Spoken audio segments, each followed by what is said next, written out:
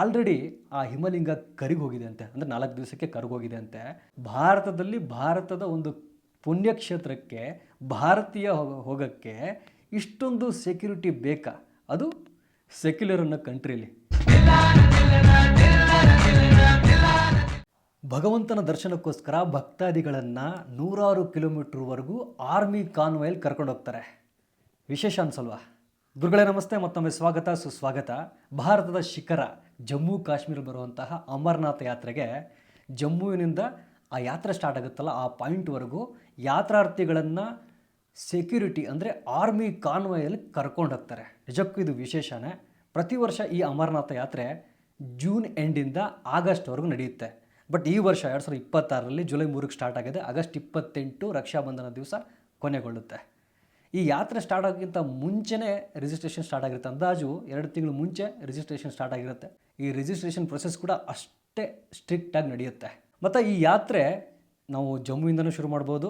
ಸಾಮಾನ್ಯವಾಗಿ ಜಮ್ಮುವಿಂದ ಸ್ಟಾರ್ಟ್ ಆಗುತ್ತೆ. ಕೆಲವೊಬ್ಬರು ಈ ಫ್ಲೈಟಲ್ಲಿ ಬರಬೇಕಾದವರು ಶ್ರೀನಗರದಿಂದ ಕೂಡ ಬರ್ತಾರೆ.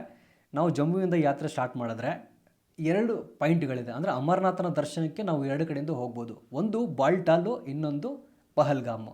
ಈ ಬಾಲ್ಟಾಲ್ ಅನ್ನೋ ಜಾಗದಿಂದ ನಾವು ಹೊರಟ್ರೆ ಅಲ್ಲಿಂದ ನಮಗೆ ಅಮರನಾಥ ಕ್ಷೇತ್ರ ಒಂದು 14ರಿಂದ 15 ಕಿಲೋಮೀಟರ್ ಆಗುತ್ತೆ. 1 ದಿವಸ ಅಥವಾ 2 ದಿವಸದಲ್ಲಿ ಮುಟ್ಬಿಡ್ಬೋದು. ಬಟ್ ಈ ಒಂದು ಬಾಲ್ಟಾಲ್ ಇದೆಯಲ್ಲ ರಸ್ತೆ, ಇದನ್ನು ಜಾಸ್ತಿ ಬಳಸೋದು ಈ ಏಜೆನ್ಸಿಗಳ ಕಡೆಯಿಂದ ಕರ್ಕೊಂಡು ಹೋಗ್ತಾರೆ ಗೊತ್ತಾ, ಅವರು ಈ ರೂಟ್ನ ಪ್ರಿಫರ್ ಮಾಡ್ತಾರೆ ಜಾಸ್ತಿ. ಮತ್ತು ಇದು 1 ದಿವಸದಲ್ಲಿ ಮುಗಿದೋಗ್ಬಿಡುತ್ತೆ. ಮತ್ತು ಜಾಸ್ತಿ ಧೂಳು ಮಿಶ್ರಿತ ರಸ್ತೆ, ಅದು ಸಿಕ್ಕಾಪಡೆ ಧೂಳಿರುತ್ತೆ.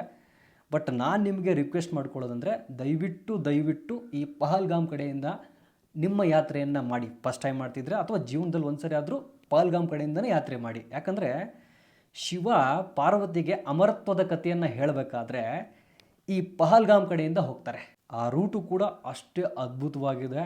ಪರ್ವತ ಶ್ರೇಣಿಗಳನ್ನು ಕಣ್ತುಂಬ್ಕೋಬೋದು, ದೃಶ್ಯಗಳನ್ನು ನೋಡಿ ಆನಂದ ಪಡ್ಬೋದು. ಬಟ್ ಈ ಒಂದು ಪಹಲ್ಗಾಮ್ ಕಡೆಯಿಂದ ಹೋಗೋ ರೂಟು ಅಮರನಾಥ ಕ್ಷೇತ್ರಕ್ಕೆ ರೀಚ್ ಆಗೋಕ್ಕೆ ಹೆಚ್ಚು ಕಡಿಮೆ 3 ದಿವಸ ಆಗುತ್ತೆ. ಅಂದರೆ ಒಂದು 36 ಕಿಲೋಮೀಟರ್ ತೊಗೊಳುತ್ತೆ 3 ದಿವಸ.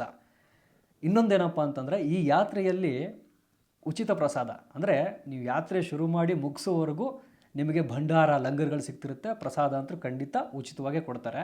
2ನೇ ದಿವಸ ಅಂದರೆ ಈ ಶೇಷ್ನಾಗು ಗಣೇಶ್ ಟಾಪು ದಾಟ್ಕೊಂಡು ಹೋದ್ಮೇಲೆ ಒಂದು ಪೋಷಪತ್ರಿ ಅಂತ ಒಂದು ಜಾಗ ಸಿಗುತ್ತೆ.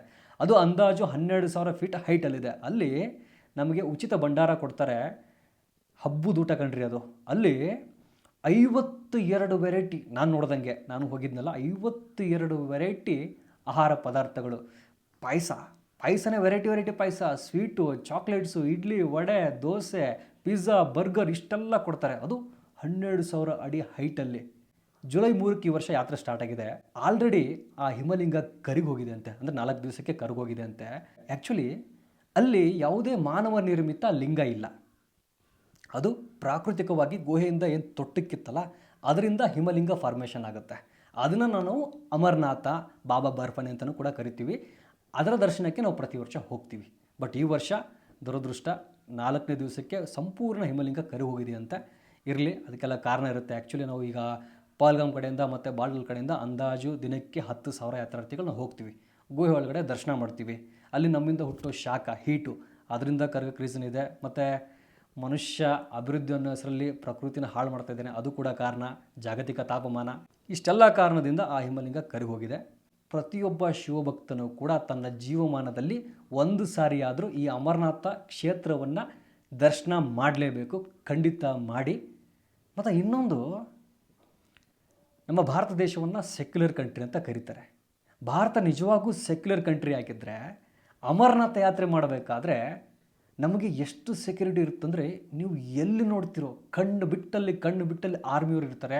ಜಮ್ಮು ಕಾಶ್ಮೀರ ಪೊಲೀಸವ್ರು ನಮಗೆ ಕಾವಲಾಗಿ ಕಾಯ್ತಾ ಇರ್ತಾರೆ. ಇಷ್ಟೊಂದು ಸೆಕ್ಯೂರಿಟಿ ಅಂದರೆ ಭಾರತದ ಒಂದು ಪುಣ್ಯಕ್ಷೇತ್ರಕ್ಕೆ ಭಾರತೀಯ ಹೋಗೋಕ್ಕೆ ಇಷ್ಟೊಂದು ಸೆಕ್ಯೂರಿಟಿ ಬೇಕಾ? ಅದು ಸೆಕ್ಯುಲರ್ ಅನ್ನೋ ಕಂಟ್ರಿಲಿ. ಮತ್ತು ಇನ್ನೊಂದು, ನೀವು ಹೋದ ವರ್ಷ ಕೇಳಿದ್ರಂದರೆ ಪಹಲ್ಗಾಮ್ ಅನ್ನೋ ಒಂದು ಜಾಗದಲ್ಲಿ ಧರ್ಮವನ್ನು ಕೇಳಿ ಟೆರರಿಸ್ಟ್ಗಳು ರಕ್ತಪಾತವನ್ನು ಮಾಡ್ತಾರೆ. ಅದು ಕೂಡ ನಾವು ಅಮರನಾಥ ಯಾತ್ರೆ ಏನು ಶುರು ಮಾಡ್ತೀವಲ್ಲ, ಪಹಲ್ಗಾಮ್, ಅದೇ ಜಾಗದಲ್ಲಿ ಆಗಿದ್ದು. ಅರ್ಥ ಮಾಡ್ಕೊಳ್ಳಿ. ಹರ್ ಹರ್ ಮಹಾದೇವ್.